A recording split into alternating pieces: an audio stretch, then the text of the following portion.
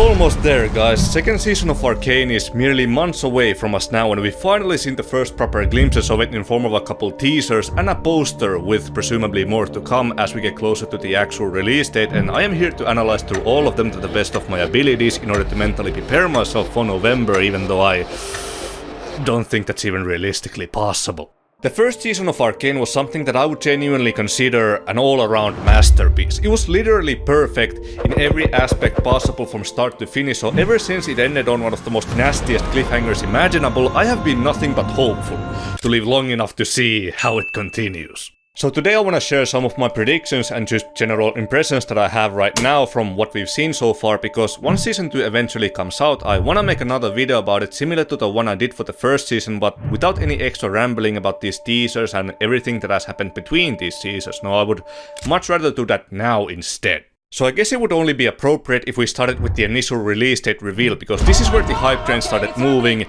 sooner than I honestly expected.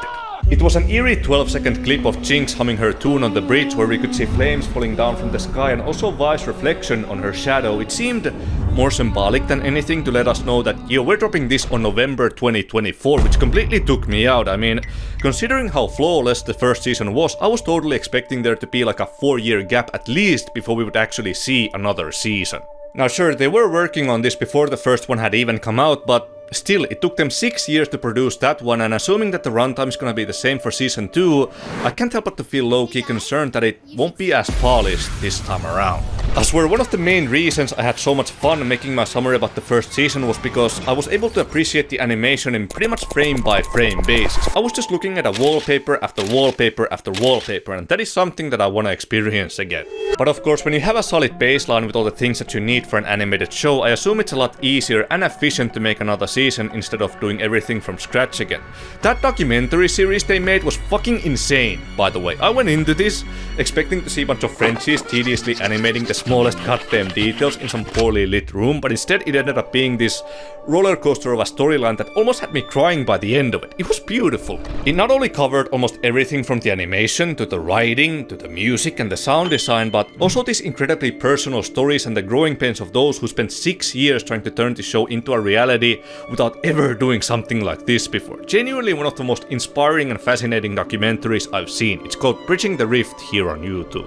So when you have the funding and the ball already rolling, 3 years doesn't seem all that crazy, I guess, but I'm a very pessimistic person. You know, I had to see something more concrete to convince me that it's gonna be alright, and so comes early January. The first official look at season 2, and it's...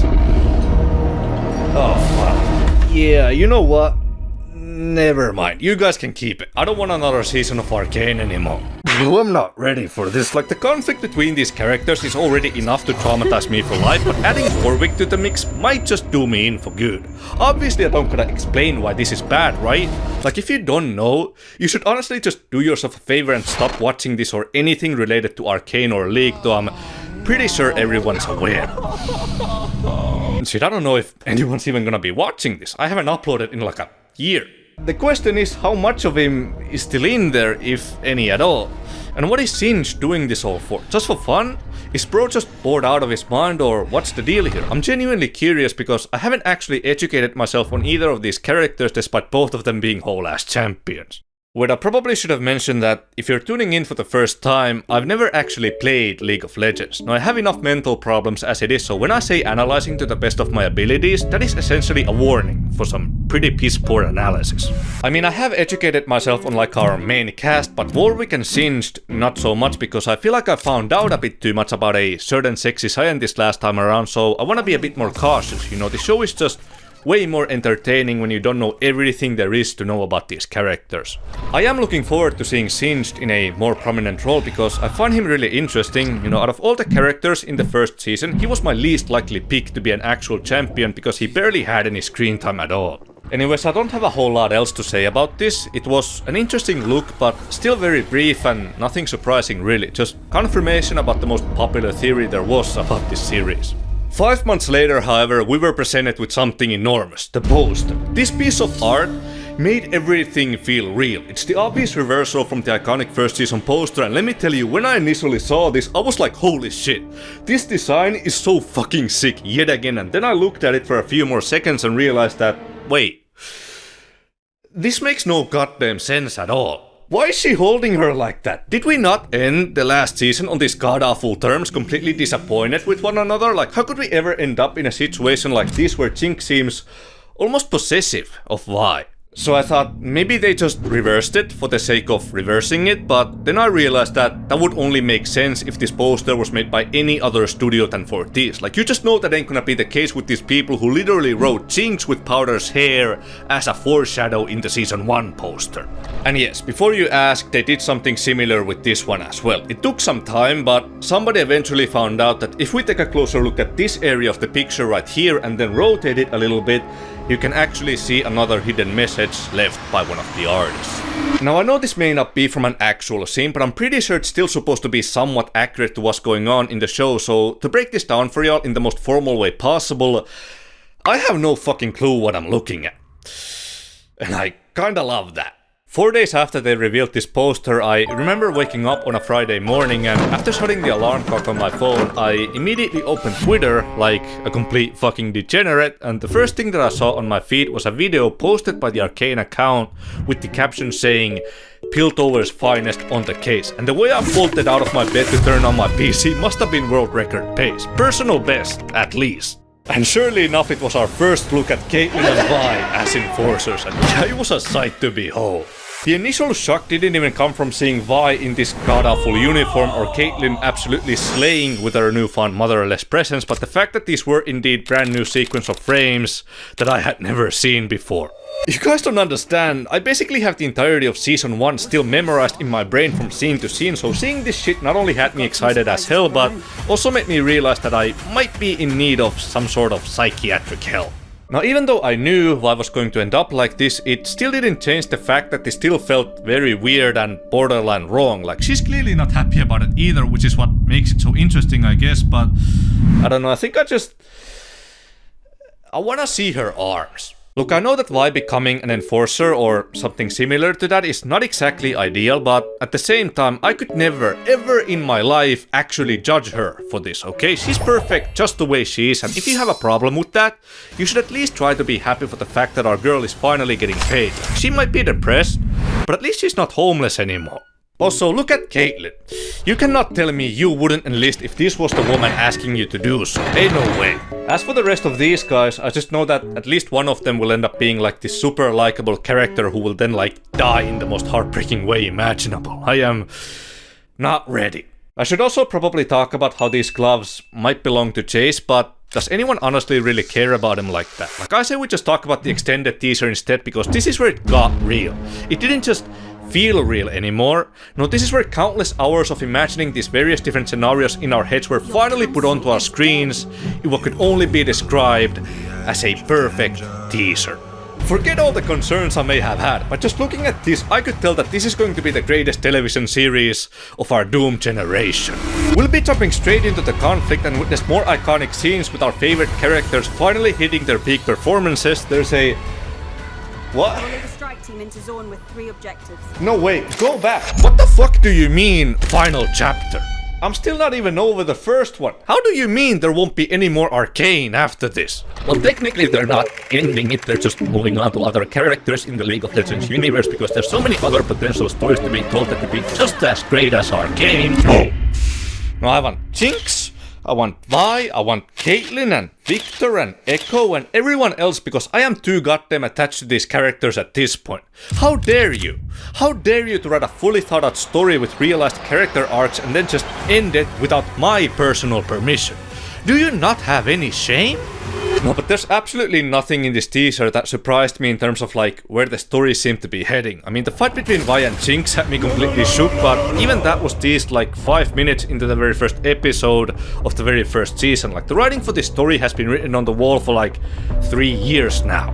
Which is precisely why I called it a perfect teaser, because even though it's not surprising in that regard, it's still pretty misleading in its own right. And I don't even mean on like some surface level, like the council being dead, for example. No, obviously they're not completely gone. The only real question mark is Mel, who I really hope survived, because even though she was confusing my brain with her behavior, I always thought that she was a fantastic character. But I guess an argument could be made that the story would ultimately benefit from her dying. There's not a whole lot of reasons to keep her alive, but I think that's nonsense. Her design is reason enough alone. I mean misleading, more in a sense that this teaser is trying to make it seem like this fight between these sisters is gonna be like the final spectacle for the season, when that's probably not the case at all. No, this may well be a scene from the first act of the show, considering that Jinx is still wearing her usual clothing and Vi her newly acquired uniform. At least, that's what I hope it is, for God's sakes. Hell, I think it's pretty safe to assume that most of the shots in this teaser are from the early game, and that there's so much crazy shit they're keeping in the dark from us. Of course, I might be completely wrong and just be setting myself up for a huge disappointment, but the more I watch this, the more it makes sense to me. There's gotta be another time skip somewhere in this season where we can truly see the long-term effect that Rocket had on Piltover. I can't see this thing ending with a fight between these sisters, cause, well, first of all, that would just be fucked up, and second, I just feel like it's kinda out of their hands at this point. It's gonna come down to characters like Caitlyn and Warwick and their involvement in the story, and there's so many variables as to how it could play out, just the thought of it terrifies the fuck out of me, really. And even though finding Jinx is gonna be the main focus for this season, there should be equally enough, if not more focus on the relationship between Caitlyn and Vi, and how it's probably not gonna be as rosy as a lot of people may be expecting it to be.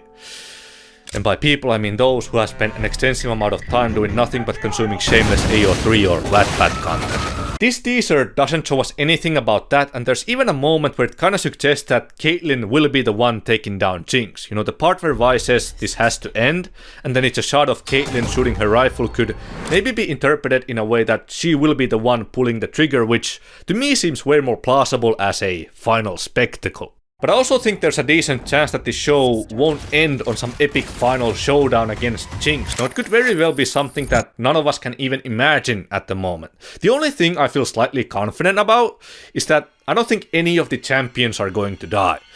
I don't think that would make a whole lot of sense. I mean, to kill a playable character, that would just be ridiculous, right? Also, this poster doesn't match the vibe of this teaser at all, so either they really did reverse it for the sake of it, or we're being sold a story that doesn't exist, or a small fracture of something way bigger. Which would indeed make quite a lot of sense, considering that this is just a teaser, but it's still fun to theorize nonetheless. Look, let's entertain the idea where this fight happens in the third episode, right before another time skip, just like how it was in the first season. What would be the odds of us getting a parallel scene to this moment, but with Vi begging Jinx to stay? Because I can totally see that happening, and I kinda hate myself for it. It could even happen with Caitlyn and Vi.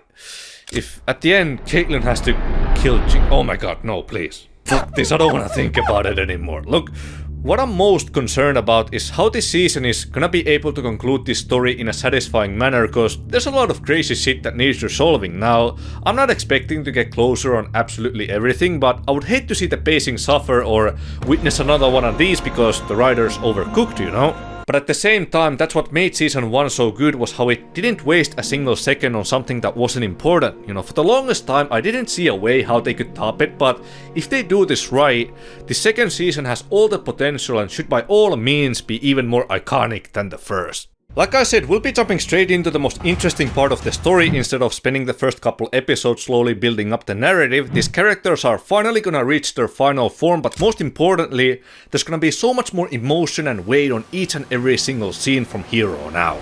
See, there's only one thing the first season didn't quite manage to do for me, and that was to make me cry. Now, unfortunately, it just made me feel really ill, but after this second season, I'll be surprised if I'll ever know true happiness again. Just knowing that this is where we say goodbye to these characters is almost enough to get me emotional. Also, there's like 60 to 80% chance that Caitlyn and Vi are gonna bang, and I'm sure the internet will be very normal about that. I'm seriously contemplating if I should even watch the actual trailer once it drops, because I feel like these teasers have showed me just enough to feel excited, but not too much to reveal anything crucial. November ain't even too far away at this point, so if I could just have a little bit of self-discipline, I could maybe watch it. I'll probably watch it. Anyways, I did make a list of things that I would like to see in this second season. They're not based on any sort of crazy analysis or anything. No, these are just random predictions varying from bold to not so bold. Victor and Jinx collab. If Victor has to run away from his problems, I want him to meet Jinx because he could provide us with some of the greatest entertainment in this series. One of the sisters already had a badass unexpected team up with one of the scientists, so now it's time for the other two. Exploring Vi's trauma. You You know, for someone who witnessed a lot of death at a very young age and was also thrown to prison for several years only to be abused by the guards, Weiser comes across as oddly level-headed in the first season, but I guess it would be kinda pointless to explore all of that when it's just gonna give her more trauma by the end of it, so there better be some room for that in this second season. Caitlyn versus Jinx shootout scene. I mean, this is pretty much inevitable at this point. The question is who's winning and what does that look like exactly? Jinx has the shimmer buff, but I don't think I've ever seen her land a shot on someone who wasn't a father figure. Meanwhile, Caitlyn has cracked Dame, so if she gets a drop on Jinx somehow, it could spell disaster. Back shot of shirtless Vi. /Vi workout scene. Look, we had to watch Chase sweat one out, so I think it's only fair we get this one as well. Shirtless Victor. Again, this might be an unpopular opinion, but I really hope that they won't force a relationship between Echo and Jinx in order for Jinx to get better, if that's even on the table anymore. I know a lot of people like these two together, but considering everything that went down in the last season, I just don't see them ever being friends anymore, but I wouldn't oppose to seeing them work together somehow. Echo, I hope, just has more screen time. That may have been my biggest gripe with the first season, was not enough Echo. Chase? I hope it's the character whose screen time gets cut for Echo. This one's a bit of a Hail Mary, but redemption for Sevika. I don't know how this would happen, but I highly doubt that she's going to replace Silco as the leader of the Undercity, because to me, she never really came across as the leadership type of character, you know, more like someone who just appreciated strong leaders. The people of the Undercity could maybe even blame her for Silco's death, I feel like. Then you add in the fact that she was never too fond of Jinx, saw how strong the top side could be, and also got her ass humbled by Vi to the point where she could maybe be a little desperate. I don't know, I'm really curious to see where they will take her character. And of course, a happy ending to all of our beloved characters and creatures. I am so not ready for this, like this did not help. There's no way I can mentally prepare myself for this even if I stood here for hours. I have just never been this excited for a show before. Like, whenever I enjoy a show or a movie, I tend to think about them for like a week before I just forget about them and move on, but with Arcane it's been a completely different case. It somehow manages to scratch that same part of my brain that only certain video games have been able to scratch, you know, and I guess it's because it is art in its purest form. A huge labor of love by a bunch of people who are not just incredibly good at their jobs, but also passionate about their work, and it's gonna be really awkward if it turns out to be bad after I said all of that, but regardless, I cannot wait. Pretty much all the subscribers this channel has came from that Arcane video, but if someone who's not familiar with me is watching this and is looking for some food content, that 30-minute summary is still up on this channel. My opinions haven't really changed, but I do kind of regret saying that one thing about Echo, mostly because it made no fucking sense. And also the way I pronounced Fortis, but apart from that, I still stand by what I said.